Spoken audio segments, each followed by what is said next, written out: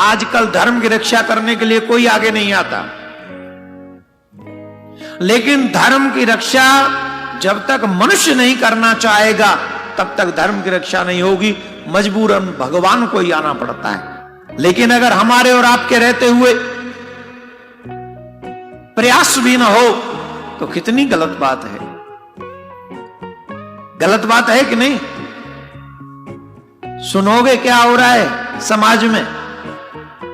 सुनने का सामर्थ्य है? सुनाऊं कि नहीं? कान साफ करो, कान साफ करो और ईमानदारी से सोचो, क्या ऐसे समाज को आप स्वीकार करेंगे? एक बच्ची थी जिसका अफेयर चल रहा था, उसने अपने पिताजी से कहा, अभी की न्यूज है रिसेंटली, उसने अपने पिताजी से कहा कि मेरा विवाह उससे करा दीजिए। पिताजी ने मना कर दिया, नो, तुम्हारा विवाह नहीं कराएंगे उससे, वो ठीक नहीं, जो भी कहा। फिर उस बच्ची ने मां को फोर्स किया कि तुम मेरा विवाह उससे करा दीजिए। मां ने भी कहा जब तेरे पापा रेडी नहीं है तो मैं भी नहीं करा सकती। थोड़ा सा और पेशेंस रखना और सुनो। कुछ दिन बाद उस बच्ची को पता चला कि उसकी मां का अफेयर चल रहा है।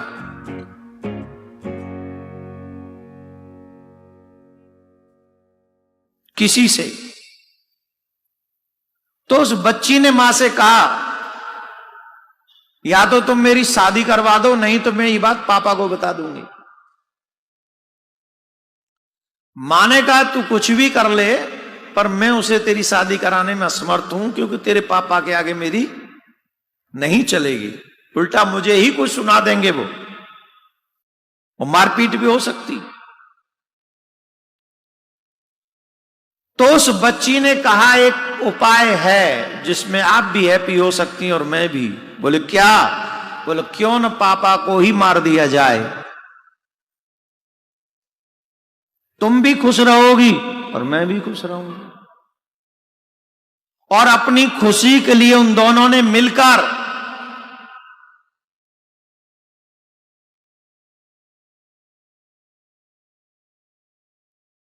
ये समाज ऐसा बन गया।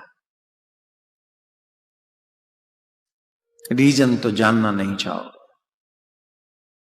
और इसको भी कई लोग कह देंगे ये तो अपनी अपनी चॉइस है, लोग अपने हिसाब से जिए, अफेयर चलाएं तो चलाएं। अब तो ऐसा कानून भी बन गया है। ऐसी समाज की दुर्दशा होते हुए हम लोग देख रहे हैं और हम लोग हाथ पे हाथ धरे बैठे हैं। कौन धर्म की रक्षा करेगा? कौन करेगा?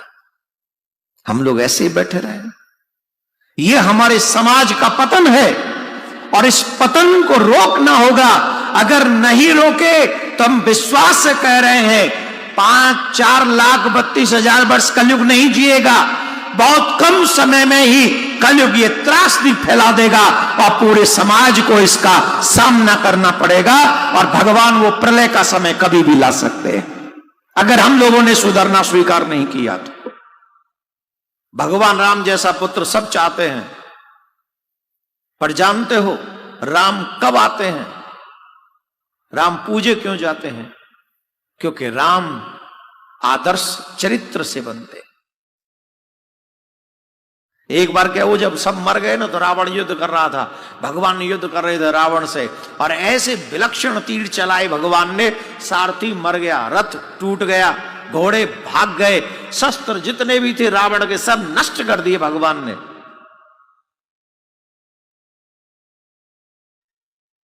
रावण नियत्ता है और क्षत्रिय धर्म नियत्ते पे बार नहीं करते। ठीक, भगवान श्री राम ने कहा कि मैं युद्ध विश्राम की घोषणा करता हूं। सब लोग बोले महाराज मार दो, आज ही फंद काटो, अब तो तय। भगवान बोले नहीं, युद्ध की मर्यादा नहीं। अरे प्रभु वो माता जी का हरण करके ले गया और राम मर गया, वो कुछ नहीं हो सकता। नो। रावण से कहा मुझे लगता है आप थक गए हो, अब आप अपने घर जाइए, विश्राम कीजिए, सुबह आइए, फिर युद्ध करेंगे। अब रावण से चला नहीं जा रहा है, एक एक पांव उसका इतना भयानक, जिसके भय से पृथ्वी कांपती है, और रावण पे पैर आगे नहीं बढ़ रहा। रात्रि भर रावण सो नहीं सका, रावण रोता रहा, रात भर रोता रहा।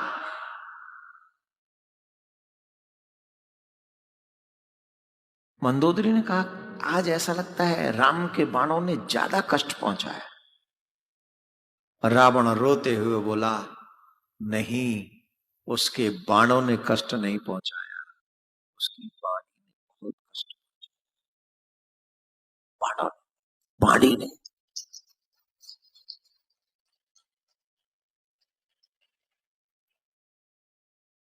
अच्छा, रावण ने कभी भी राम नहीं कहा, कभी भी नहीं।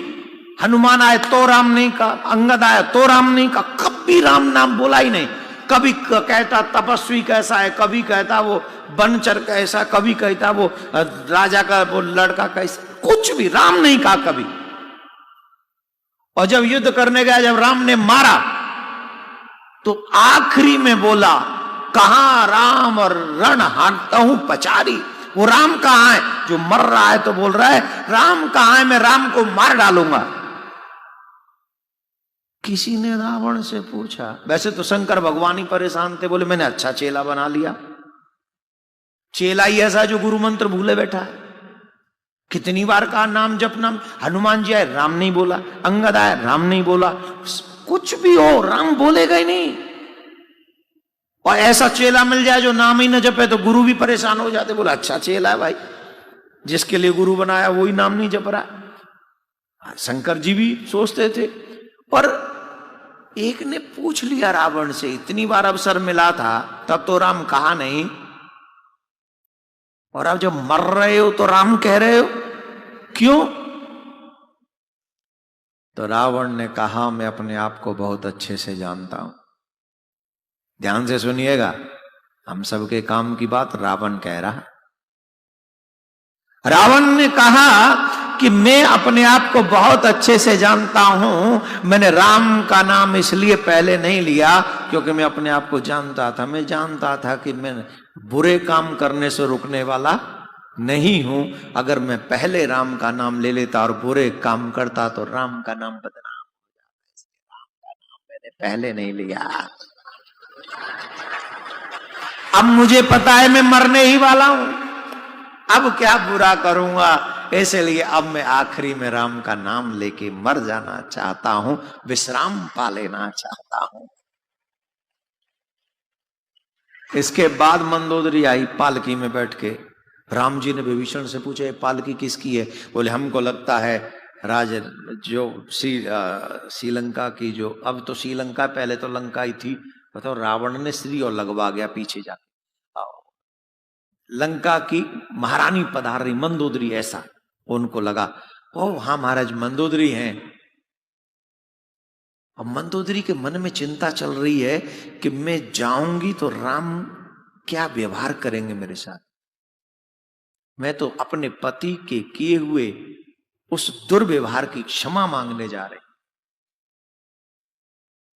जैसे ही वो, ध्यान से सुनेंगे everyone,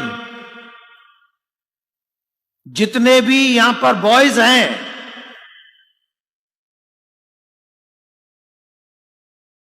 character is gone, everything is gone.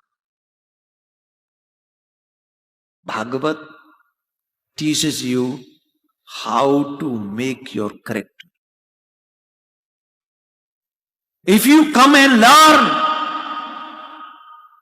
then try to make your character.